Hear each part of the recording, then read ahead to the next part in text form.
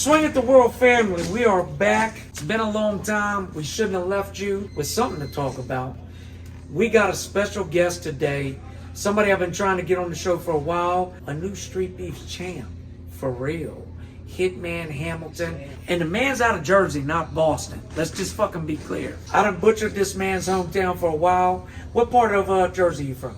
Right now, I'm staying in Morristown. So Where was you born? I was born in the Bronx. Stay out there for a little bit. Quick transition to Jersey. Quickly from the I city. think that's what fucked me up too, because I pick up on an up top accent. So, I'm right in between.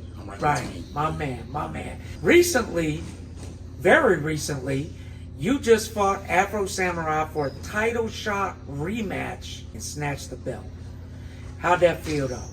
Crazy because the amount of time for the decision, because that shit was close. Like that was very, very close. So like I'm used to like the quick 30 seconds. Like you know who it was. That shit took like 5 to 10 minutes. People had to like deliberate. So I was nervous as hell, but so I felt good. let me break down why it took so long. So basically, first we got up with the judges. All of us piled in, and there was 3-2.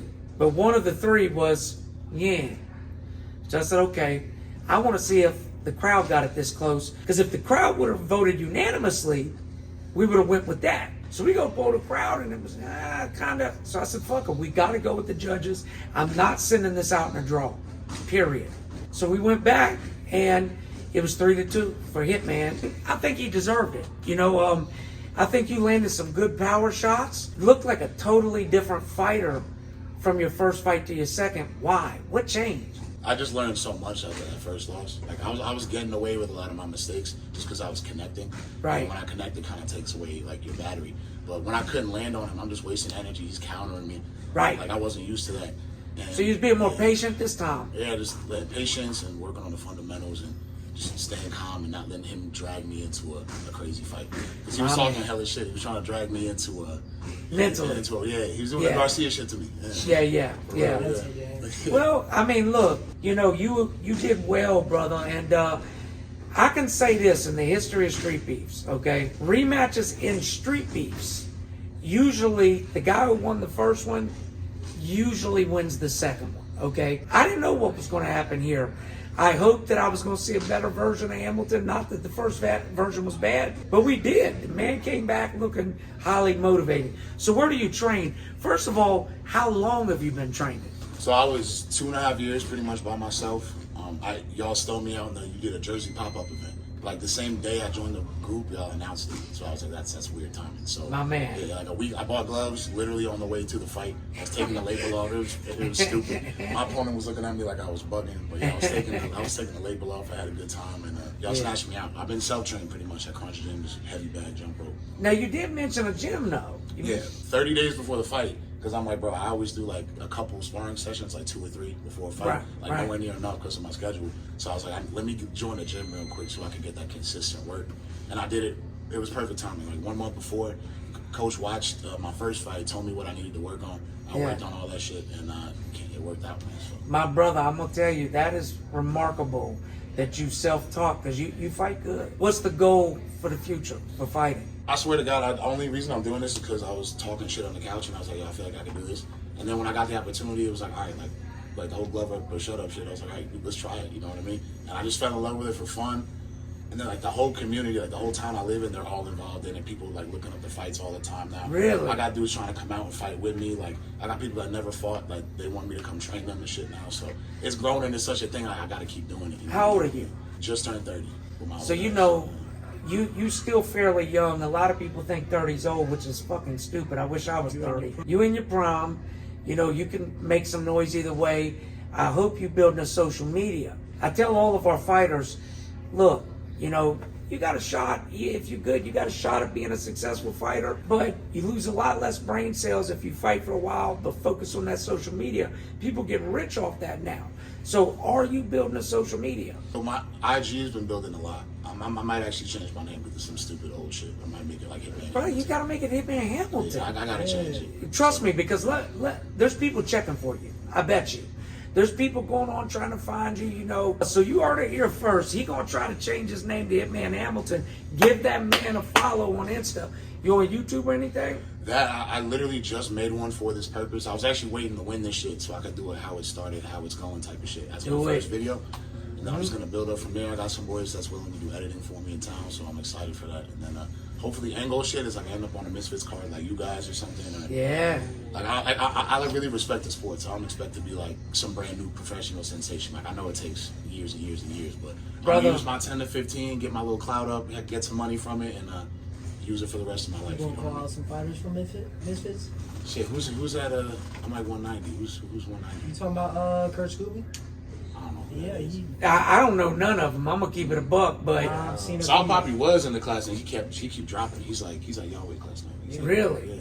Yeah. Well, let me say, regardless, this man, everything he just spoke, I'm not gonna lie. We get a lot of fighters at Street Beefs, and I love our fighters. I love our members, but we got a percentage that's delusional. They come in and they say, well, I'm gonna go from here and I'm gonna be a world champ. And look, I'm not saying it ain't possible.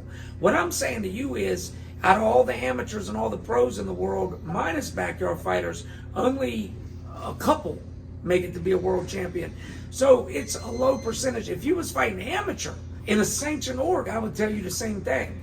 Your percentage is low. That's not just because you're in Street Beefs, but what I tell people is use this as a springboard. Kimbo Slice is my best example. Kimbo started poor, fighting on the streets. He was our inspiration, okay? He inspired me to keep this shit going. Kimbo, when he died, had millions of dollars in his bank account, and he got that started through backyard fighting. So anybody think this shit's goofy? All right. Masvidal, Jorge Masvidal. But there's many more I can name, that have fought in backyards. If you go do your research, you'll be shocked. There's a video of Shogun Rua, all right, who was a UFC champ, was a Pride champ, fighting with gloves with a bunch of kids down in a basement and getting knocked out ice cold by some dude. And he went on to be a UFC Pride champion. So don't tell us because guys are fighting in a backyard that they can't accomplish shit. You crazy for that. Hey, Hitman, we glad to have you, brother. We're going to get on to these subjects. I'm going to start it off with this rap beat. Listen, I said on Facebook, and I'm going to repeat it. You got an ex-correctional officer beefing with an ex-Nickelodeon star. And the whole thing was started by a midget out in Compton. Rap beef has changed, okay? Back in the day, people, look, I know there's crazies out there, them Chicago boys. A lot of them, though, are gangbangers trying to be rappers, okay? But back in our day, to be a successful rapper, you had to have thug connections, thug background, something. Look, Rick Ross back in the day would have never made it past his debut album. As soon as they found out he was a correctional officer, that would have been a wrap. Let me ask, we all go around the room. What's your thoughts on this beef? Hey, Rick Ross, when he came out talking about marble floors, I had to turn that shit off. I had to turn that shit off. What do you think of his diss track? I just said it. You had to turn it off? Turned it off. So the first line was about marble floors. So if it's ghostwriters, is he really fucking cooking? What do you think? Listen, everybody has known for a while Drake said ghostwriter. I just don't think his fans care. They don't. I just don't think he cares, so... But that's another thing. Can I say this? That's another thing. In the 90s, if it came out that they really thought you had ghostwriters, your career was dead. Well, I'm not saying I agree with it. I just don't think his fan base cares. So you can't really use it against him because he's going to be hot either way. Well, we've seen 6ix9ine Tekashi go viral with videos after becoming a federal informant, so we know the modern generation don't care about much of nothing. It's Drake versus everybody. First of all, he won, but Rick Ross killed his fucking diss track. The clapback, he did. So you like the Rick Ross diss track? I had to repeat that shit. He did what Cole couldn't do. He ate that shit. That's why he deleted that shit. He did say might delete later though. Were we really surprised? Yeah, but he apologized and deleted it. Is this the Futures out? Hey, listen, I don't think Tupac would have apologized for him. Are you asking me this? I'm asking. Look, Tupac. That's strange. Yeah, I mean, look, Pac. Just to be clear, this everybody talking about Drake. He's going against all these guys. Let me fucking tell y'all something. Tupac back in the day went against the Avengers. He went against Jay-Z, Biggie Smalls, Mobb Deep. Everyone, you name somebody in New York, he was going at them, and then he said, "Well, fuck it." Nas, he went at everybody, right? He went at everybody. Nas, you name him. He went against like 7 legends at the same time and won. And then you said, "Would he apologize?" No, he doubled down on the diss and said, "I want you to re-listen to it." What do you think of this? Nah, I mean, it's good for the community. It The rap definitely is. community? Yeah, I think that's good for the community. Ever since Biggie You know? and Pockets, now the big 3 fighting. What do you think, man? This is like Control too.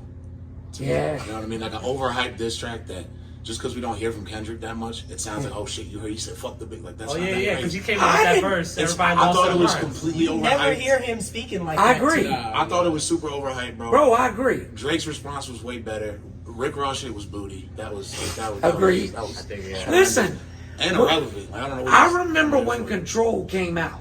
All right. Yeah, everybody lost their minds. Everybody was losing their minds. Finally, I was like, because I've heard some classic diss tapes when they came out. Right. No Vaseline comes to mind. I went and listened to Control. I was like, this is what everybody was, I think Hitman hit the fucking nail on the head. But look, it's good for the rap community.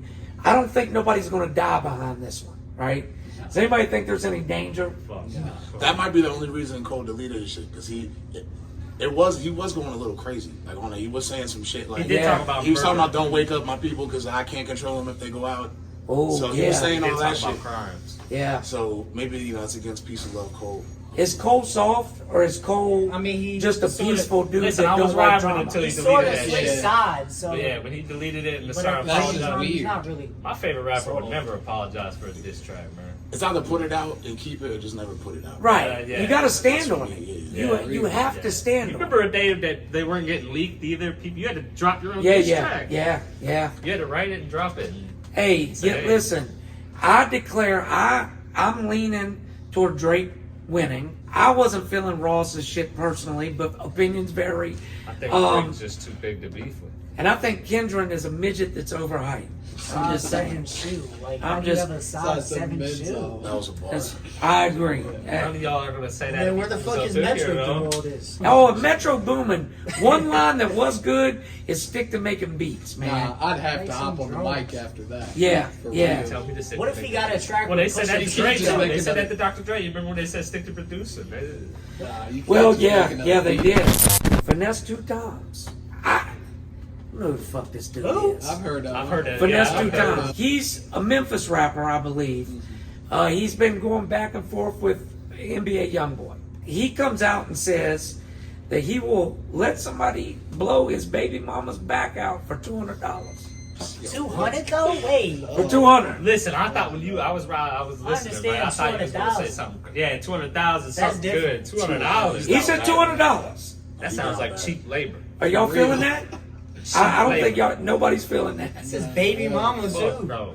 So, look, this is the shit I'm talking about with this new generation. What the fuck is this dude talking about? Like, what are we talking about here? First of all, you throwing your child's mother out there, saying that you'll pimp her for 200. That's actually, you admitted to a crime right there, technically. Well, I may admit to crimes all day, but I'm just saying, what's your son going to think? Yeah. What is your son going to think? The high school graduation gonna be crazy. Crazy. Terrible. Crazy. And, sometimes I think these rappers don't really think how it affects their children when they say and do stupid shit. You know what I mean? Like, seriously. You say something ignorant, you're a well-known rapper. You know when when his little boy go to school, they know he's Finesse's son. So some kid done seen this on Instagram. Oh, your mama gonna get her back blown out. You're making life harder for your kids. Yeah. Do you got kids, brother? No. I'll tell you like this. For me, as a father, I used to always, when I'd be beefing with somebody, I kept kids completely out of it because that's an off-limit thing. You start talking about my kids, I'm ready to go to war. This dude just throws baby mama under the bus. But the fact that none of y'all really even know who he is. So none of y'all listen to Finesse 2 times. We don't claim him. The Okay. younger I've generation never heard does somebody not say claim throw him. that finesse 2 times on. All right. I didn't even know he said that though. That's great. That is wild. It sounds like a shiesty song. Yeah. So the next subject, guys, this is a tough one for me. I seen this when it came out, and listen, motherfuckers get online and they exaggerate and they say, oh, they shed a tear over this or they got upset over this. This story put a lump in my throat and it fucked me up for several days. I lost sleep over it. So there was a woman down in Phoenix City, Alabama. She had a little girl named Kim Marie, I believe her name was, 5 years old. The daddy had custody of this daughter. So the mama was getting custody on the weekends, all right? The mama was a fuck up, as you're going to find out here later. So the mama, for whatever reason, goes to a known sex offender and says, I'm going to sell you my 5-year-old daughter for $2,500. You just have to unalive her after you're done and make sure she's gone. As a parent, it makes it so disturbing that it made me sick to my stomach. Don't even sound really no. And here's what happened, and I'm gonna be careful in the details, but basically she reports the child missing. So the police with a missing child, they don't fuck around. So they canvass the neighborhood. First they found houses with cameras on them. So like, oh, got it. So boom, they get a camera, they break the footage down, and they get the license plate, and they say, oh, it's this guy. So then they figure out that guy was a friend of the mother. So then they put an all points bulletin out for him. So people at a hotel say, hey, this guy was just here. When he left, the sheets were all bloody. So the cops go, they find the murder scene. This is where the little girl was murdered. I'm not going to speak on the details of how this child died. I just want to tell y'all that you can't picture a more horrendous death. Trust me, you can't. 5-year-old little girl. Her mother, then the next day, goes on the news crying, yeah, I just want my daughter to have justice. And by the way, I want to give all her toys and clothes away to kids on need. Now think about that for a minute. You know, detectives, like police might be dumb, but the detectives really aren't. No, you know, they knew what don't was figure that shit up. out. They don't figure that shit out. But what kind of parent the day after is thinking about giving away all her children's belongings? Yeah, well, that's what I'm saying. Like, they're gonna... Don't even sound right. Someone who doesn't value their child. Now this guy was sentenced to death, thank God. The mother, I hope, follows him. I think she's more to blame. Oh, yeah. I think they both deserve to die. 100% to blame. Now, how was she not in any? She's in 0% legal trouble. Just Oh no, she was arrested. Yeah, she's got murder charges too. But she's not getting the death penalty. But she's facing the death penalty. She just hasn't went to trial yet. I heard you right though. She sold her kid for $2,500. Sold her child. $2,500. Like, That's wild. Yeah. Selling a kid at all is crazy. Why she had to pick a sex offender though? So her mindset was double on this, from what I read. She wanted the money, and she wanted to hurt the father. She was mad at the father because the father left her. He loved his daughter she dearly. wanted the money. Why didn't she ask for more? Like $2,500 is really where I'm stuck on. Well, listen, 25, guys, that's and I don't want to haggle here, but truth be told, the average motherfucker walking the streets don't have $2,500 in their pocket. Yeah. I'm serious. Like, How did this guy? Well, I don't know. I mean, he might have went and took out a fucking bank loan. But I'll just say this. My question to y'all, back in the day, and we got to take care not to get too graphic, but back in the day, if you even had a fucked up accusation, they would drag that ass into the street and burn you at the stake. They right? still do that in other countries. Yeah. They'll Now, right there. now look, the reason why I got stopped is sometimes an innocent motherfucker gets caught up in the mix, right? And burned to death. There's an old saying, I'd rather see 100 guilty men go free than one innocent man burn. If you can prove it with DNA tests, let's say they arrest this dude and the next day they confirm it with DNA. Are you for executing him, no trial, he's done? Still gotta give him a trial. I mean, like, A quick one. But if you got his DNA, that's the trial, ain't you it? still gotta do the trial, though, right? Let's do that the next day. So then are we for making shit go quicker? Because like this happened like 3 years ago. And this dude just now went to trial. Now here's the fuckery. On death row, he'll set 10, 15, maybe 20 years before he's ever He executed. might die in there. So I guess what I'm saying is, shouldn't we make justice move quicker? I think so. You think so? Yeah. For sure. What do you think? What do you think, Hamilton? Yeah, I never understood like the length of time process in these type of cases. I never understood that. I mean, guys sitting there and like, especially in California. California is real bad for it. Now, Texas, they execute people. Bam, bam, bam, bam, bam. Yeah, Texas. They do same day. Yeah, They be yeah. killing people down there. But now let me fuck y'all up. What's the number 2 state for executions? got me. Virginia. What? Man, let's go. Virginia's right behind Texas. Virginia be dropping. Hey, we're 2 at something. Yeah. We're number 2 at something. Hey, we're ranked. Let's go. We're on the map. Look, I actually knew 2 dudes. I didn't know. One of them I knew personally. A guy back in the day, he robbed the Super Fresh in Harrisonburg and murdered the manager. He got the death penalty. Boom. There was another dude. This one was horrible, and this is what I'm talking about. This dude took his stepdaughter, who was like 3, and his other daughter, who was like 10, up the Storybook Trail in Luray and killed him, among other things. I was in jail with him. I was actually in jail, and he told them, I want to die. And we was in segregation with him. We used to tell him every day, yo, we're going to kill you. We're going to kill you when we get you. He was like, I want to die. And he was a miserable motherfucker, but he waived all his shit. They executed him in like 2 years. I just think, personally, rest in peace to the little girl. I hope the mother gets executed too. It's terrible. We got a dude. This just happened, and I haven't gotten an update yet. A man lights himself on fire outside of the New York courthouse where Donald Trump's trial was taking place. Basically, didn't really make his reasoning for clear, but we've seen this before. Now, if you're going to do a protest against the government, lighting yourself on fire would be the last way you'd want to do it. Or, I mean, have any of y'all been burned before? Like, even a little bit? Yeah, I got burned. Yeah. So imagine dumping gas on yourself and lighting yourself on fire. I've been burned. It's crazy. What side was he on? Was he for Trump or not?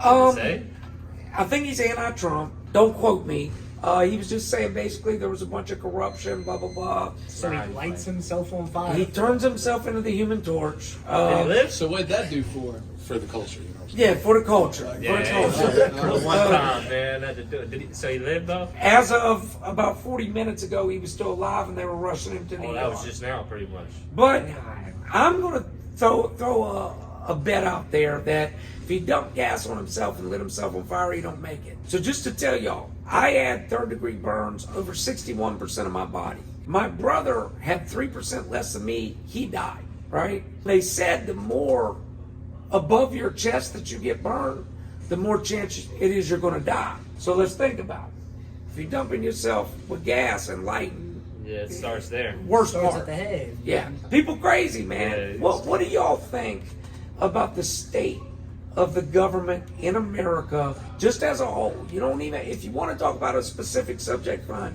But the state of American government right now, what do you think? Well, look, more people are saying, that everything's going up in price and everything. I don't know how much that's true. No, that's fucking true. It's true. About Yeah. 40%. I'm feeling that. A lot of people can't even afford to live, and then I think that's really where we need to start, is people being homeless out here. I'm gonna circle back to With that. a job. How you got a full-time job and you're still homeless? I want to circle back to Exactly. that. That shit's crazy. 2 reasons. First of all, the 2-party system should not exist. Facts. You're Facts, picking yeah. sides. Yeah. Second Yep. of all, you just can't live in these prices. Well, that's the big thing. And they cutting out the middle class. Yeah. Third thing. That's. I'm gonna talk about all this. Yeah, my rent too expensive. Yeah. Come on, can't we just lower that Rent's shit? too damn high. Gas is, what, $5 a gallon? It's crazy. Damn you. Hamilton, you on your own? You live on your own right Yeah, now? well, I had my own apartment for a while, but they literally started giving me like New York prices for living in the middle of nowhere. So I'll keep it real. I got evicted actually because I fell behind on it. So I used to sell cars. I've been doing sales like the last 10 years. My man. I was like Verizon, then I started running a Verizon, then I did cars, then I started running a dealership. I could see how much everybody was hurting because I'm looking at everybody's credit. I'm looking at everybody's bank. You're seeing how much people don't have money. Right. People with fire jobs, no money. Yep. So the rate of people buying cars went way down. My weekly income went way down. I was multiple scary amounts of months behind on my shit. And I had to move to a house where I live in a room now for like about $800 less a month, so I'm saving That's there. for one room. It's for one room, bro. It's $1,100. I want to say this. First of all, you see how this man was a little hesitant, like, I'm going to keep it real. Let me say this. A man shouldn't feel that way in this fucking day and age because people, they making it impossible for one man to live. This is what I tell my kids when they talk about moving out on their own. One income's not going to cut it. It's not. Unless you got a banging ass job. And listen, I think we talked about this on an episode before. Back in the 50s, 60s, right? This real shit. You would see the dad, he having a little gig. He could pay for a nice house. a car, and put money away for his kid's college fund. And that was in a suit. In a suit, okay? Now, you got, look, even this started years back, because in 04, I had a pretty good job. I worked at a plant, and my wife, she was waiting, but she was making good money too, about $150 a night, which back then was good money. We, even then, was still cutting it day to day. Now, you seeing these people out here like Hitman, who's working an honest job, working an honest wage, and still struggling to get by because motherfuckers is crazy out here with the rent. I had 2 jobs, man, 80 hours a week. That's wild. And I couldn't, because, you know, in sales, it's, you either sell or you don't. Yep. There's no guaranteed bread. So when the world's hurting, we're hurting too. Yep. It was really bad. Well, to throw this out there, I used to sell cars as well. I worked for a company called Eastern Motors. Google Eastern Motors theme song. It's real catchy. Well, anyways, same shit. I was selling cars. Now, when you sell used cars, I was getting like a $600 to $800 commission per. Now, some cars with the used car market, we would get up to $3,000 a car. And we had months where it was just banging. I'm talking about banging, cars going off the lot. But then, certain times of the year, it just go silent. And you're not selling shit. And when the economy's hurt, salespeople are hurt because motherfuckers ain't got money to be buying nothing. And it's like you said, bro, you see people's credit. Their credit's hurting because they're trying to scrape and scrounge, and people are using credit cards to pay bills. America, we got to do better. And, I think AI technology is going to wipe out a lot of jobs too. I hope You not. know, they're writing raps and movies and all kinds of shit. I with know, AI. I know. And I'm just going to say, man, you know, ultimately, back to something my son said, he said the middle class has been in hot water and getting fucked over. That's real, okay? I'm considered upper middle class, and I get my ass whooped on taxes. I'm not going to put my business out there, but I'll just tell you this. If I told y'all my taxes, you'd be like, there ain't no way. You lying face. That's how they do you. Now, the rich, they get a write off everything. You know what I mean? No, Mark Cuban paid like $250 million this year in taxes. That's ridiculous. Get the fuck out of here. That's why they donate a tweeted lot. that. That's why most of them donate a lot of money. Yeah, get those write-offs. Yeah. You know, I'm going to say this, and I'm sure others will disagree with this, and that's cool. But for me, I feel like if we're paying for roads, they say taxes are to pay for schools, to pay for roads. Well, I don't use roads more than somebody else. I don't use schools more than somebody else. So why is it because I make more money, I got to pay more? I feel like each American should have a set amount that they pay in taxes, and that should be it. That's my opinion. Now, I get it. When I was poor, when I was real poor, I looked at it like, man. But then as you start to make some money, you start to see the other side of it. Like, yo, because I'm grinding, hustling, they want more from me. But it's like, damn. Then the upper middle class getting, I'm talking about beat down, yo. But it's happening everywhere. You're seeing whole houses get foreclosed on everywhere. Have you ever been a homeowner? Not to get too deep into your business. No, you good. No, I'm not even close to that, to be honest. Because I don't even know permanence-wise, like where I want to. Where you want to sow my stay. roots at. Yeah, you gotta come down here, brother. I'm telling you. Hey, listen, I try to get all our fighters, especially skilled. The homeowning thing has got more difficult. I got all 3 of my sons want to own a home someday. I know it's not gonna be easy. We're gonna make it happen, but His rate is going to be $1.2 million for like a 1-bedroom studio. Like, come on. it's wild. It's wild. We need everybody to age out. New people in there. All those business ties that are linked to everything that's. You know, they did say there's like a boomer thing coming. Like all these old people are about to start moving out, so all these houses are about to hit the market. We gotta make sure we on point, so we not just them point too. You know what I mean? Like, Well, you know, the fucked up thing is, it's got the, you know, the old generations, they actually used to think about the generation coming after them. We don't do that no more. We don't give a fuck how we leave it for the kids or their kids, you know. And as you can see, some things are getting worse as the generation goes on. A woman in Brazil walks into a bank. She got a dude in a wheelchair. She brings him in. She's like, hey, I need him to sign all this stuff over, so on and so forth. She's like, Grandpa, let me help you. She's trying to help him sign all the paperwork. Then they figured out that he was dead, and this woman was in there trying to get him to forge his signatures. She brought him into the bank. He had been dead for 4 hours, and she was trying to get him to sign everything over. Sleazy, man. Terrible. I guess the bank figured it out. They're like, yo, this dude he's not alive. How would you know? that security camera footage gotta be crazy. Yeah. She Yeah. just- Well, she it's gonna actually show up. online. Imagine being Yeah. the teller. Yeah. He's sitting there and you see this. You trying to talk to him, he's just sitting there. Hey, look. Yeah, Y'all look up the old movie Weekend at Bernie's. This is Weekend at Bernie's in real life. It's crazy. So, I mean, look. Do y'all think there's any length that a desperate person... Biggie Smalls said back in the day, he said, I forget the words he used, but basically he said, you never know what a dude who's hungry will do.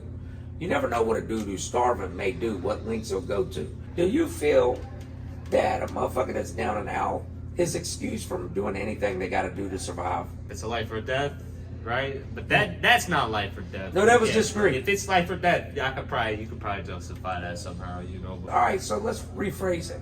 Motherfucker been dirt poor their whole life, right? I'm gonna play devil's advocate. I want y'all to know I'm not agreeing with this. I'm just telling you I'm playing devil's advocate. From this lady's perspective, she's probably looking at it like, well, he's dead. I've been in the house taking care of him. I'm his family. I want to make sure this shit don't go to the government or something. You know, maybe.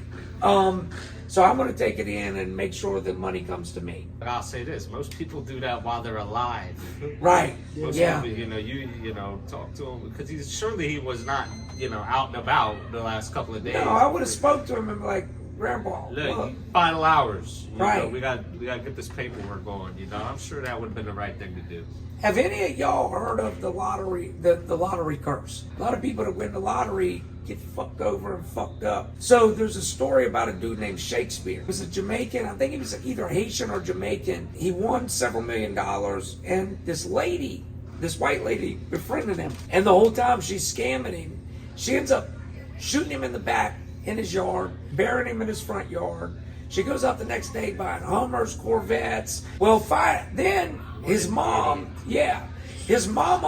starts asking questions. Where's my son at? Where's my son at? She gets some bum. She pays a bum $1,000 to get on the phone and pretend to be him. Like his mom is not going. So the mom's like, this isn't my son. Then she called the cops. She was like, somebody pretending to be my son called me, and that was it. So the lady ended up getting arrested. She got life in prison. You got to look this up because her last scene comes in for an interview. And the team was real hard on her. They're like, look, you murdered this man for his money. Why did you do that? She said, well, I've got more proof I'm innocent, but you'll have to wait till next time to see it. You got to look Next time to the next episode. Yeah, and she's still setting. We ain't seen this in like 10 years. Would any of y'all, I know that the answer to this, if you won the lottery, I'm going to ask a different question. If you win the lottery, are you going to disappear, or are you going to let them put your name and face on TV? Hey, believe it or not, some states make you reveal that you won the lottery. Really? Yeah, they you have to claim it for real and they'll. So you can't come on. I've seen dudes come with a bag over their head. Yeah, I just seen a story on this the other day. Yeah. There's certain states where they won't let you do that. You can't remain anonymous. So, but if I had to do that and everybody knew, I'm out of there. Yeah. What about you? I'm living the exact same lifestyle. I'm not telling nobody. Yep. Coming to the gym every day, working every day. Simple as that. Except you're going to hit your pops from like 100,000. You go get some bigger meals or something. Yeah. Discreet as possible. Discreet. You gonna ball? You keep it up. You gotta shut the fuck up. Matter of fact, look more broke. Look like you got for real. Yeah. Do the opposite. Exactly. Yeah. We see what happened to P&B Rock. They didn't win the lottery, but they got it just because he pulled up looking good. I want to say something about Y'all P&B supposed to know though. the story. About them chicken and waffles. Well, look, that's his fun, girl too. posted that. Let's be clear, Yeah, still. P&B, here's what fucks me up about his case. There's a video of him, and I don't know why this bothers me so much, but he did an interview like a year before that, and he was talking about gangs out in L.A. He was like, well, look, the Crips out there, we had a problem, but I stepped up, and, I let them know I was about it, blah, blah, blah. So after that, they don't fuck with me, they know I'm real. And I'm like, that's not how gangs in L.A. work, homeboy. You may have been cool with a couple. You may have even had some words with one or two. But he was talking like the whole city of L.A. now respected him. And I happen to know L.A. will take your life. Well, you figure he probably ran into some low level. Right. Some guys low. Some guys claiming to be gangbangers, or some flunkies for the gang and bitch them down. Or maybe it didn't even happen, but did any of y'all see the video of him dying? Yeah. It was god awful. Yeah, I seen it. It's terrible. It was terrible. You could hear him fighting for his life. You could hear him fighting for his life, and you seen. Oh, that's when he face down on the ground. Yeah. I saw it by accident for like half a second. I just clicked Yeah. off. You seen his his reflexes, like his fingers working and shit. And I was like, man, he's a young man. Like every time I see something like that, I'm thinking about my sons. If you out there for one, what he did, and I almost understand why he did it. You're sitting in broad daylight. Think about it. It's like 1 o'clock. You're in broad daylight in the middle of a restaurant that's crowded, and a dude walks up with a gun and says, give me everything you got. You're going to think, this dude ain't going to shoot. We're right in the middle of a restaurant. But you don't know L.A. That would actually make me think he would shoot. Yeah. He's willing to do that right in front of everybody. Yeah.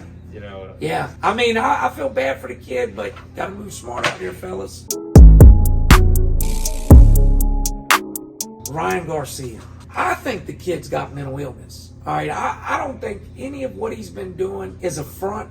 And what confirmed it for me was today. Ryan Garcia came in today 3 pounds overweight. He did so knowing that he had bet Devin Haney $500,000 per pound that he wouldn't come in overweight. Just for those that ain't so good at math, he just costed himself $1.5 million by being 3 pounds overweight. You can't tell me that anybody in their right mind does that. You can't tell me. Have you seen some of his antics? He said he wanted to hook up with somebody recently, right? He said At least like 20. At least 20. Yeah, he said At least 20 He's people. been wanting to hook up with these celebrities and shit. Females? Or Yes. I don't know. He's just been being goofy lately. I don't know. Did you hear him talking about governments, conspiracies and shit? Y'all hear that? I've heard everything. The bridge shit was creepy. Everything else was weird. He predicted it before it happened. That's Yeah. weird. That's crazy. Like That is specifically, like what was gonna. That's weird. So I wonder, but honestly, what do y'all think? Like, do you think the boy's mentally ill? Or do you think he knows some shit and he's just playing with people? All this after that body shot, ain't it? He got dropped by that body shot. Body shot took his mind. Started acting crazy after that. Still The tank dehydrated. effect. Yeah, I think that's what it is. I mean, put it like this. I think he's a smart kid. He's a good-looking kid. I think he's scared. I think he's scared. I think that he thinks Haney can beat him. And you'll see some people try to act extra crazy before a fight because really they're nervous. Like Deep Jamal down. Hill before Pereira. Yep. He was acting all extra tough and shit, trying to hype him up. Yeah, some guys do that to overcome fear. So when I see a motherfucker acting all crazy, there's one fighter of ours fought a while back that was kind of, I'm not going to say no names, but he used to always do a lot of crazy shit, and I kind of felt like maybe it was to hype himself up, to convince himself that he was hype. No disrespect to nobody, but who you got in this fight tomorrow? Who do you got and how? I'm with you on that because he's doing all this extra shit. It makes me think he's nervous. Maybe he's not preparing correctly. So I got it. I don't got it going his way. Haney's going to win all 12 rounds. Haney by decision. Yes. Unanimous. Unanimous. And it's going all 12 too. You think it goes all I 12? don't think that. He don't got the power to. No, knock him Haney's got out. pillow fists. He does. Exactly. Yeah. What you think? I see it. The Haney decision is a smart thing, right? But to me, this is the most critical factor. I think Ryan's trying to pull Haney out of his because he's super calculated, super prepared. He always does shit like how he wants to do it. Yeah. Once you start getting emotional, you can pull him into like bad habits, I've seen how swinging Ryan a little handles crazy. stuff. You know what I mean? Like I know what you're saying. it could be a tactic because Afro admitted to me for our fight. That's why he was talking crazy shit to me for like 15 weeks. He was trying to pull me into a firefight, burn my cardio up. Yeah. And because I didn't do that, that's why I started slow. And then 3, 4, and 5, I picked it up. It's like, all right, still got the gas, let's go. So if Haney gets pulled into that stupid shit, Ryan fast as fuck. So that left hook, even if that's all he got, like that might be enough. I think Haney's got it, but I think Ryan's setting him up in this way on purpose. Try to provoke And him. I think he's nervous too. Well, I'll put it like this. My gut tells me Haney by decision. I could see something crazy happening. Look, let's not write Ryan off just because he lost to Tank. I'm going to throw this out there to those that may not know. Tank is probably the hardest puncher at his weight class we've ever seen. As far as one punch. Tank, one punch, his weight class, I don't think anybody hits harder. He caught Ryan with a body shot. Okay, I don't know that Haney has the firepower. I think Haney's a better boxer, though. Let's see what happens.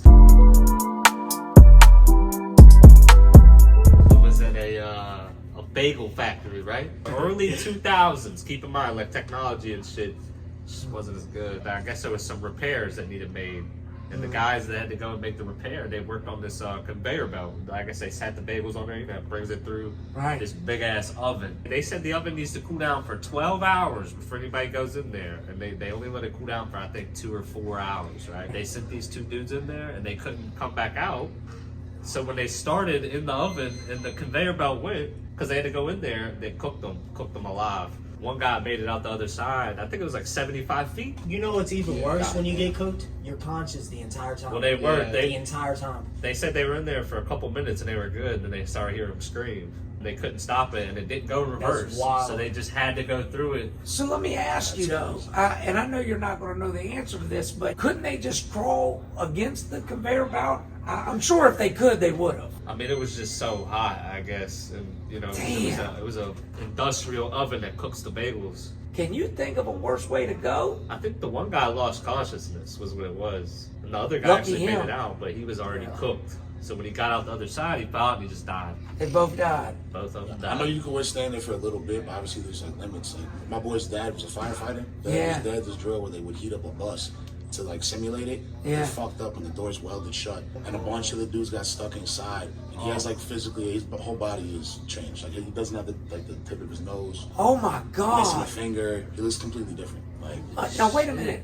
Tell me again, explain it one more time. He was a firefighter? Yeah, so they did a drill where they're like simulating getting them used to like their heat. So they did something to the bus to like get it to really high temperatures. Something fucked up, it got too hot, the doors fused together. They couldn't get out. Couldn't get it. They eventually got him out, but it took like way too long. They all got burned really bad. Like, damn. Man, I'll tell you, you know, people talking about the World Trade, this will be what we wrap up with. I don't know how many of you watch the videos to the World Trade, but you'll see people jumping. And I had people say to me, well, I wouldn't jump. I would stay and think of any other way to get out. Take this from somebody that's been in a house fire. With that rage, and look, the house fire I was in was bad, but you got to understand that World Trade Center fire was caused by jet fuel. And it was burning steel and hot metal behind these people. It was a couple thousand degrees.